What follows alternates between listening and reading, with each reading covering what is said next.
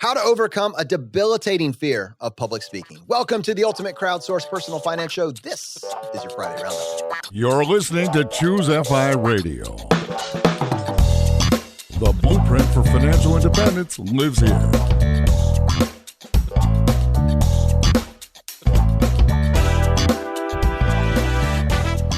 If you're looking to unlock the secrets to financial independence and early retirement, you're in the right place. Stay tuned and join a community of like-minded people who are getting off the hamster wheel and taking control of their lives in the pursuit of financial independence. Choose FI, your home for financial independence online.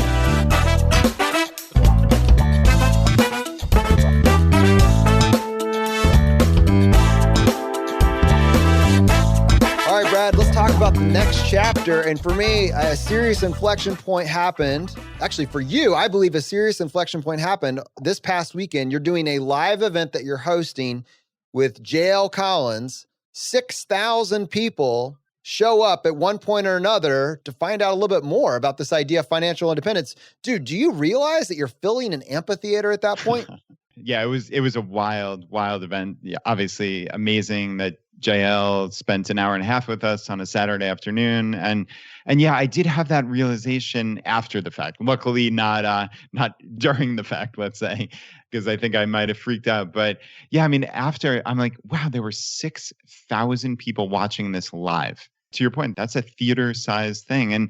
And we talk about here skills, building skills, growing as a person, overcoming limiting beliefs. I think that's a huge aspect. And I know everybody says they hate public speaking, and it's the caricature of people would rather be in the coffin than giving the speech at a funeral and all that kind of stuff. But for me, this was like an existential concern, speaking in public, for like the vast majority of my life. It's hard to even reconcile now with how debilitating it was. So to imagine that I could just waltz up to my computer, like without any nerves, without any concern, and just do this extemporaneously in front of 6,000 people without any kind of prep or questions, just on the fly, a conversation. Like, it's hard, frankly, to reconcile that with the person that I used to be.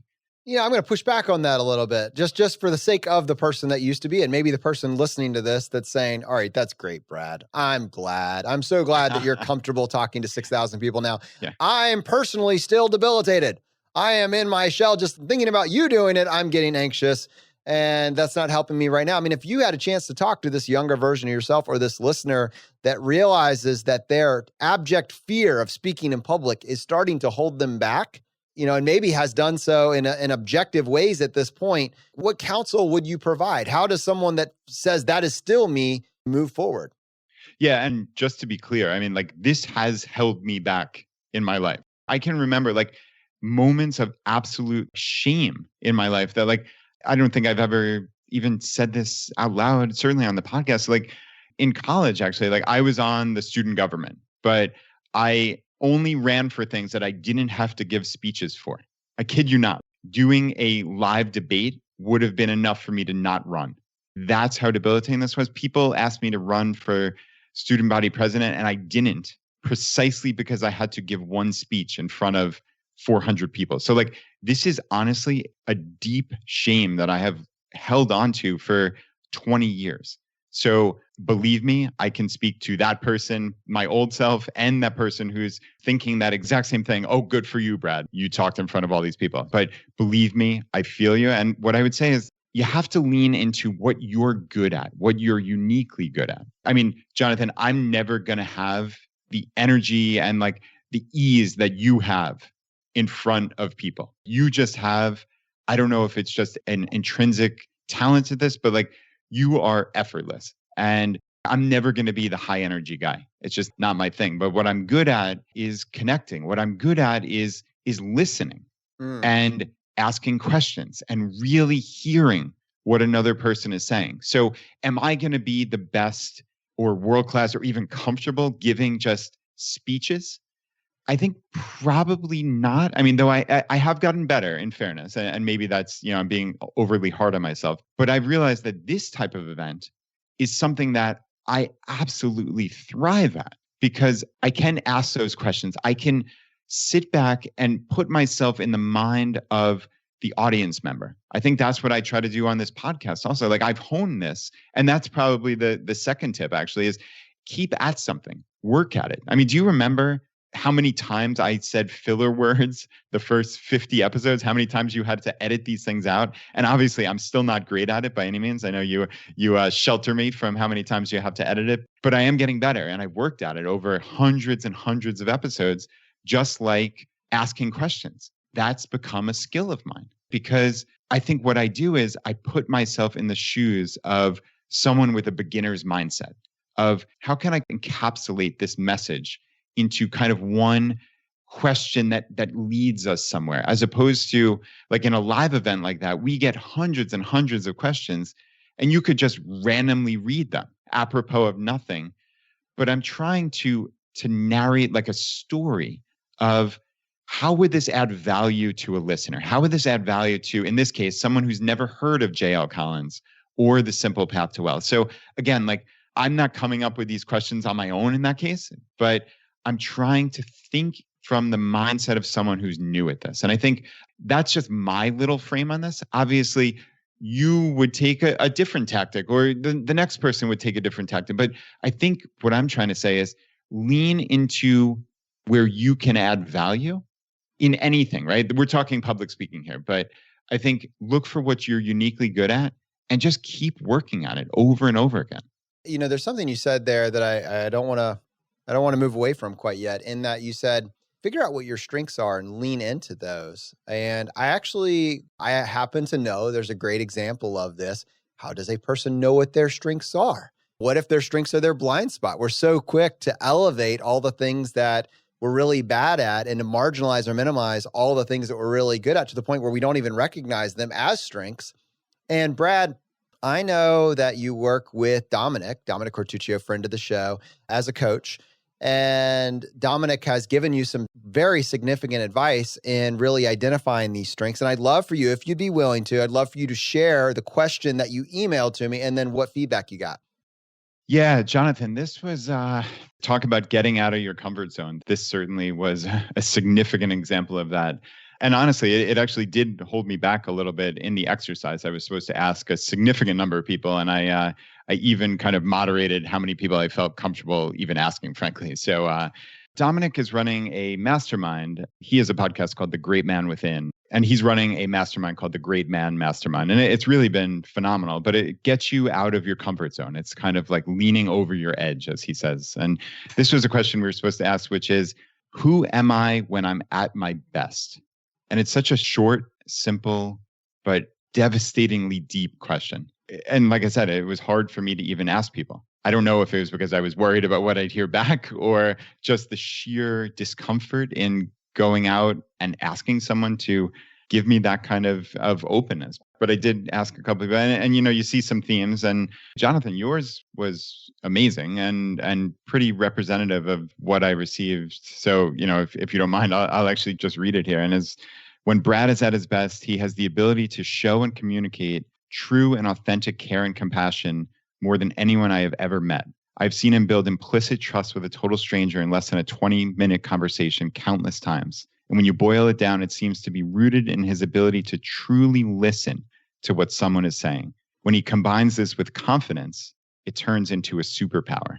I mean, that was awesome. So obviously, thank you. And yeah, I mean, I had, you know, you're an encouraging friend and caring listener and willing to be vulnerable, which allows you to show up authentically. So it was cool to see these themes, but we're not talking about this here because of it being me. You know, this is an exercise that you in the audience can really take on. Yeah, that question is not copyrighted. No. Know, Dominic is giving you permission implicitly to use this question to be a better person. And it's interesting. I don't want to take this away from you. I want to give it back really quickly, Brad, but you kind of probably at some level know that about yourself, that one of your skills are a good listener. You've probably honed that to some degree as a compensation mechanism for not feeling as confident on the other side. But what was it like to realize that that is what the outside world perceives of you as well, and that if you could then pair it, you can make it to that next level?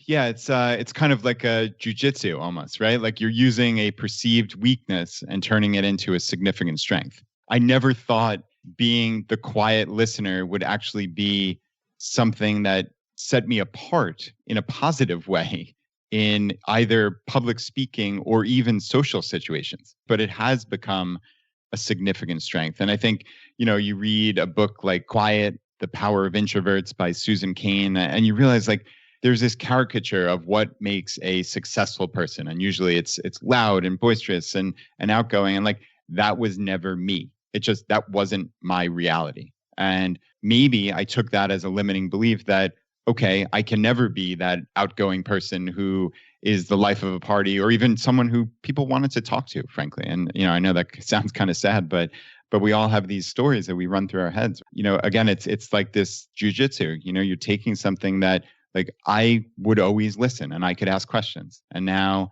it has become a major strength in my entire life and showing up in ways that I could have never fathomed. So it's really, really very cool. All right, so we're definitely going to dive into that. But before we do that, a quick word from our sponsor. I feel like because we've spent as much time as we have on public speaking, we probably should just spend like more time here. We could certainly bridge this into other skills and building skills. But I think, as you said, this is a fear, a gripping fear, a palpable fear that drives people to just complacency, inaction, sometimes depression. I mean, it's a big deal. So when you're talking about this and you're giving actionable steps for improving this, even marginally over time, I think it gives people hope. And you being able to talk about it from the perspective of someone that is grappling with this and has clearly made improvements. And that's the part I wanted to talk about. I believe that if I were to track your personal journey, like you've probably always been a good listener, you've cultivated that and gotten better and better over time. But I believe one of the biggest inflection points in your journey to becoming a competent and semi-confident public speaker was the reps, the practice reps that you got when you started doing the Choosify podcast with me. And I would love to hear you think through, all right, so I understand my strengths. I understand, what my role is and how I can leverage those strengths. But if you look at it through the lens of, all right, I'm going to do this podcast and I am terrified of public speaking, what role did that play and what did you learn along that first year? Yeah, that is a heck of a question. And, I think it's interesting because at the beginning, I kind of almost mentally didn't want to think about it as public speaking because I know that would have debilitated me. So I just thought of it as you and I are talking into a microphone in your living room at that point, right? And nobody's going to listen to this. But just getting the reps in, it really made even with that low bar that I had. And again, that is probably just some mental coping to make it even that palatable. But like, even with that low bar, I kept doing it and I felt more comfortable and we got into a groove together, and it became this kind of like this wonderful back and forth. And, Jonathan, here at Choosify, we're obviously all about actionable content.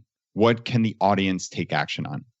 And I think we're talking here about podcasts. So let's just stay in that realm. And whether someone out there starts a podcast or not, like they can think through exactly how I thought through this. So for me, it was, what are your strengths? And lean into those. So I realized that for me, I am never good with a blank page, if you will, or even coming up with a framework of an episode. So, I mean, frankly, Jonathan, you do that for virtually every single one of our episodes. And now MK does at this point. But for the first couple hundred, it was Jonathan coming up with an idea and I'd just say, oh, that sounds great. And we'd talk about it. But that said, I love responding to things. I love distilling information. I love asking those clarifying questions. So you might go off and research something for 2 hours and you're super excited about it and, brimming with excitement, want to tell the world about it. And, you are 50 steps ahead and I can ask those clarifying questions because that's my strength. My strength, again, is looking at something from a beginner's mindset. So I think that was huge. Looking at like an entire story of how does this make sense to the person listening and thinking through that. Again, it's just, I know I've used this phrase 3 times already, but it's this like mental jujitsu of taking something and realizing where you add value. And I think that is the entire key to this. And you listening can use that in virtually every aspect of your life. How can you take what you might perceive as a weakness. I could have sat there, Jonathan, and complained, oh, I can't think of ideas. I'm not good at this. And instead, like, we realized what was the best team. And I think that's something we've been really good at throughout the entirety of this is we have vastly different strengths. And we never, hang the other one out to dry, if you will, of looking at their weaknesses. We just focus on strengths and how can we make this sum greater than just the individual parts. Yeah, it's interesting. I feel I really want to talk about public speaking, and that's what we're trying to focus around this. But when I look at what was accomplished in our personal lives and our personal skill development through the pursuit of starting a podcast, it's almost hard to quantify the value that each of us have gotten from this in our own personal development, our own skill set development, and the satisfaction level that we get from showing up 3 times a week. And I want to look at it through the lens of what I've observed from the outside. A lot of which you said, but I think for our audience, it will be useful to hear that some of those bits again. When we started, it was definitely that. It was that deer in the headlights. It was that blank page. That was that initial, when you walked in, you're like, sure. But you still said, yes, I'm willing to give this a shot. And I brought an idea and a framework to those initial couple episodes for sure. And what we both noticed, although I don't think either of us were completely sure what, each other's individual skill set was in those early episodes, what we realized pretty quickly is if I brought a topic up and could discuss it with some level of thoroughness, you would take whatever idea I brought to the table and you would dial it up to a 10 by adding your insight, your thoughts on it, thinking through it as a listener that hadn't seen this ahead of time, hadn't been prepared for the conversation. You were able to give an authentic response. And as soon as you moved away from having to be the person initially doing the setup to the person responding to that, you weren't doing public speaking at that point. You were having a conversation with a friend about something that matters to you. As soon as you were able to pivot there, it gave you time to get comfortable with this new skill set without, in your mind, you said, well, I prefer not to think of it as public speaking. That's fine. If you can't take your fear on, then cheat. Go around the side and get more reps just talking out loud and knowing that whatever you say is being recorded for public consumption. If at the end of it, you hate it, you're embarrassed by it, you're terrified by it, like it didn't have to be released. We could do another edit, we could do another take, but realizing that you get to practice over and over and over again and just getting those reps in, you're inevitably going to get better at this. I would say, if I were to talk about it from my perspective as someone that I agree with you, I seem to have an easier time with it, although I didn't do anything like Toastmasters. I have noticed a couple patterns that have been useful just for both of us. And I think both of us use with our varying strengths. And I think for individuals that are trying to do better with public speaking or trying to do better, maybe with a podcast or whatever it might be, I think both of us realize the power of story. Everything in this show is relentlessly dedicated to telling a story. If something just happened that didn't contribute to that story, it's probably going to get left on the editing table. And to leave less on the editing table, that means that we need to, in each episode, we need to have a beginning, a middle, and an end. If you think about every conversation that you have in your life as an opportunity to practice your ability to do some public speaking, your stories should have a beginning, a middle, and an end. And I remember as a teenager losing people's attention all the time, in my early 20s, having conversations where I was losing people's attention all the time. And I even learned this little gimmick where if you could tell you lost everybody's attention, nobody was listening to you, and you were just blaming it on them for not being, nice people, you would just finish with some sort of hook. And then I found $5 and you just give up on the story and go away, right? This little throwaway line to say, I realize I've lost the plot and nobody cares anymore. It's very easy for us as individuals to just blame our audience for getting bored with us. Like it's their fault. This is on them. You're a bad person. No, it's your fault. You're the caretaker of the story. And you can practice that. And if you think about getting into every topic, every conversation that you're going into with a beginning, a middle, and an end, the hook, the part you want to get to, and you got to build some sauce around it to get there, it will actually help you be a better storyteller. It is a skill you can learn. And if that means that you're practicing privately, because there's two components. There's one, I don't know how to have good conversations, and I don't know how to maintain attention. And then two, I'm terrified of doing it to begin with. Those two are kind of mixed up. Is it you're terrified of doing it because you actually just don't know how to do it? In which case, before you actually start practicing, you can start working on the private part, which is how do I build a good story? Everything's a story. When your wife, your spouse, partner asks you, how was your day? You have an opportunity to tell a story. You have an opportunity to practice this. If it's a 40-minute story, you have already lost, especially if it should have been a 2-minute story or a 30-second story. So I think those are kind of my tips in terms of individuals that want to do better with public speaking. We get a chance to practice every single day. You can practice in the privacy of your own home. You can practice with loved ones. You can practice with your kids. You can practice with friends. just start telling 45-second stories and anecdotes. And if you notice, every single one of our episodes, 300 plus episodes at this point, usually start with some form of a story. Do you think it's an accident? Do you think it's just like a random coincidence? It's because life is driven on story. It's something, Brad, I think it was an intentional thing that we realized, let's build on this. And I think it's been a skill set that we've each been able to develop over the past 3 or 4 years.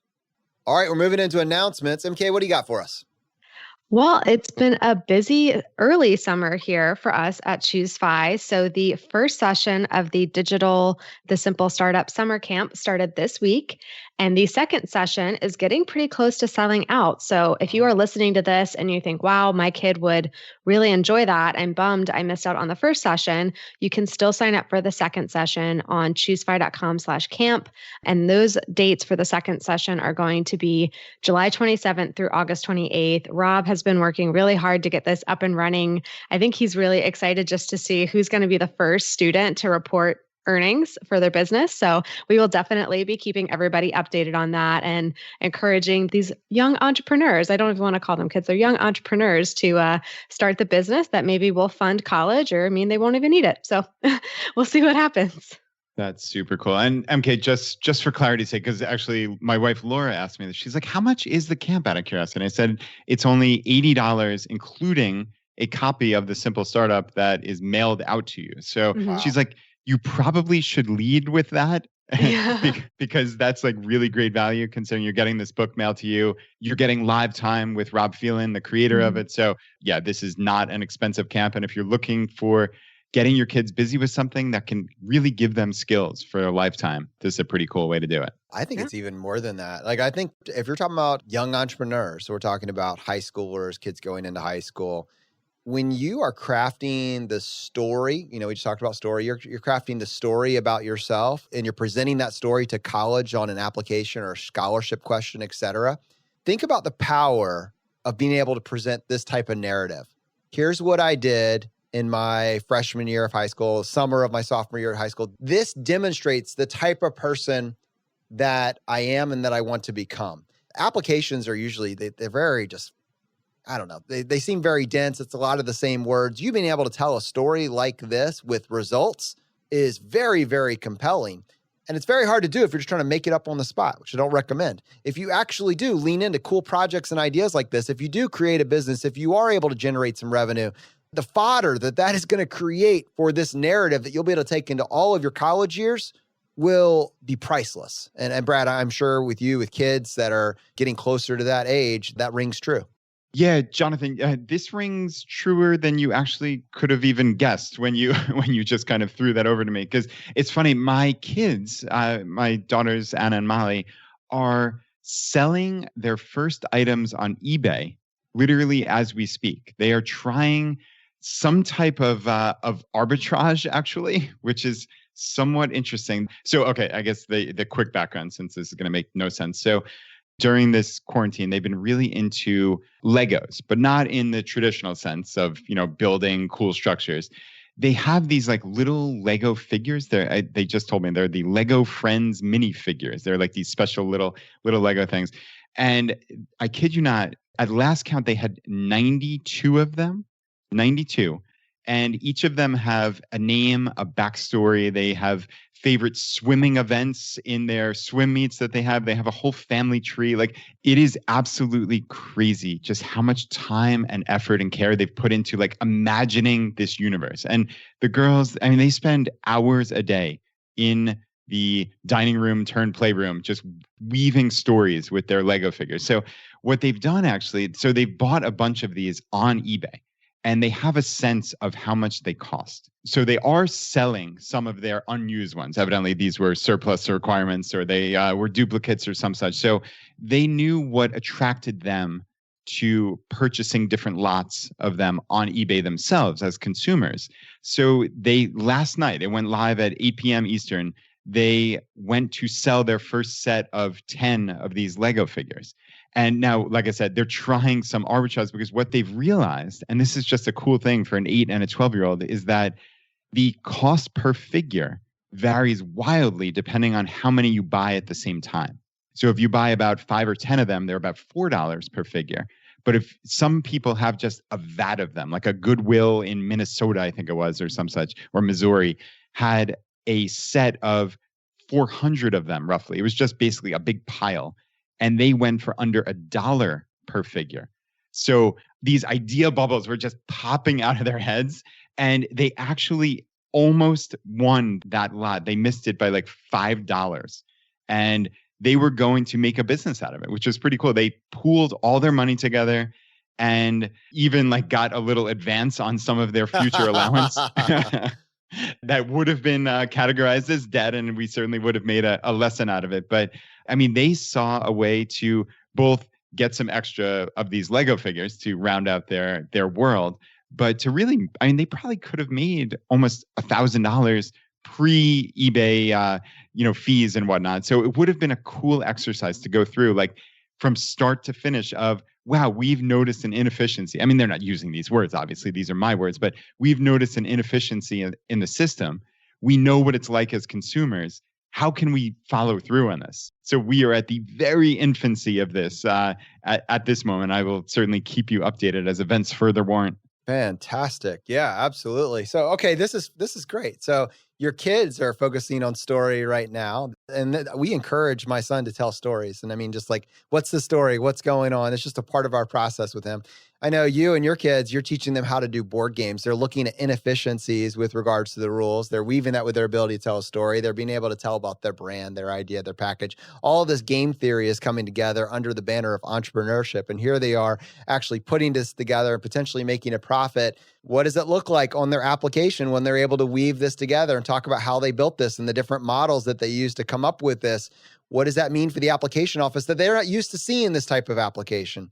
That's the playbook right there that no one really tells you, and it's not really obvious. We keep waiting for someone to give us permission for a really cool opportunity, waiting for the gatekeepers to say, yes, we're going to give you the internship.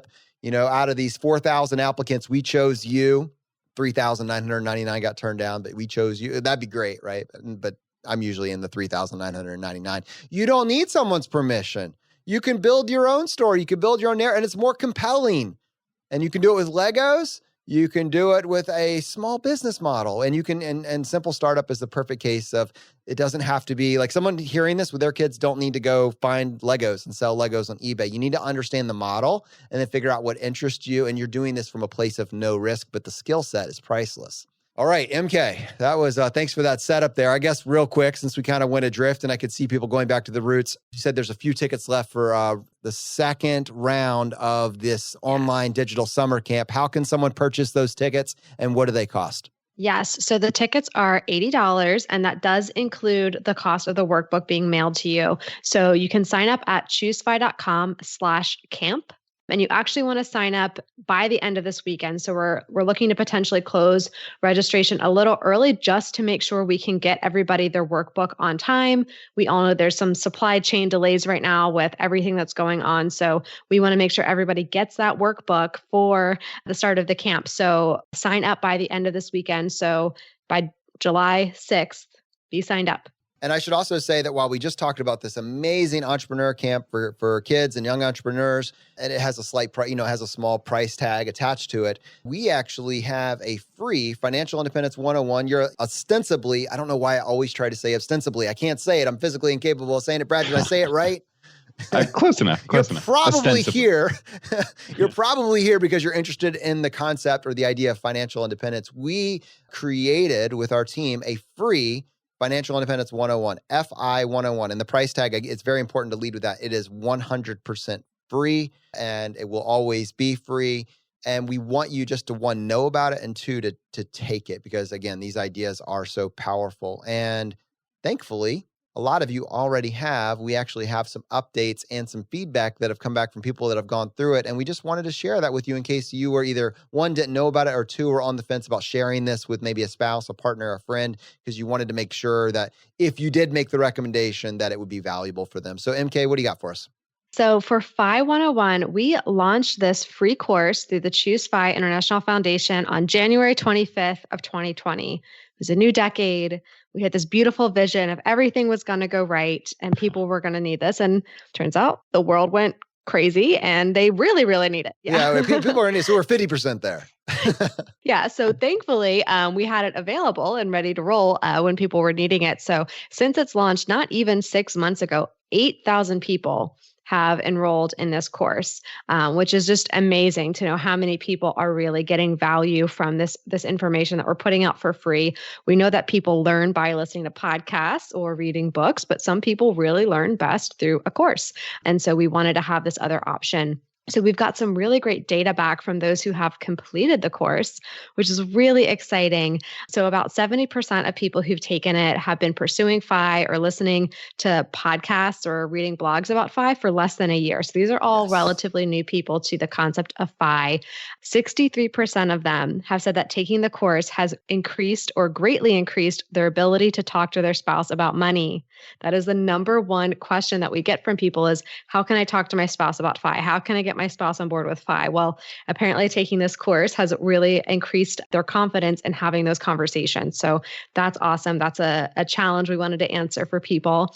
We also had the participants in the course write back that they are seeing a huge savings in their monthly savings amount. So 33% increase their monthly savings by greater than $400 a month. So when we think about what can that $400 do on my budget every month? Well, it can pay down a car loan. It can pay down the mortgage. It can pay down student loan debt. It can build my emergency fund. It can do all those things. So it's really exciting to see that people are saving that much more every month. That's material, right? That is a free course that is now paying quite a bit out every month. So really exciting to see this. We've had some just really great written feedback, qualitative feedback as well, where people are saying that they thoroughly enjoyed the course. They've been listening to Choose FI, working their way from the beginning.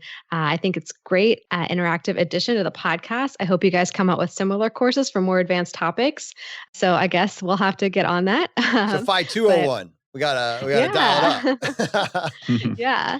So it's so great to see the positive response. And if you've been listening to the podcast and maybe haven't heard us talk about the Choose FI International Foundation or heard mention of the FI 101 course, or maybe you heard mention of it and you thought, maybe it's not in the budget. It's free. It's definitely in your budget. And maybe it can help you as well. So go to choosefi.com/FI, FI 101, 101. It's really exciting. You know, if you've been listening to this podcast since the beginning, or maybe for a couple of years, you either are kind of one of these two categories, like you've got the concepts locked and you're seeing the benefits already in your life, or two, something's holding you back. Something's holding you back. Something isn't quite making sense. And you keep waiting for that answer and you're hoping that the next episode's going to answer it. FI 101 will walk you through the building blocks from knowing nothing about the idea of financial independence to well on your path to financial independence. That course is meant to streamline that process. If you're in the first camp where you got it all locked already and you're just loving the path, this was created as a way that you can easily share this with a friend or a family member. It's just easier to break down those walls. And that's the biggest thing. I get it, but how do I get my spouse, my partner, my friends, my coworkers on board? And I think this is the key. Let them know about the podcast and let them know about this free resource and just use it. That would be the best feedback that you can give us, is that you're using it and that you're getting value from it. All right, my friends, the fire is spreading. We'll see you next time as we continue to go down the road less traveled.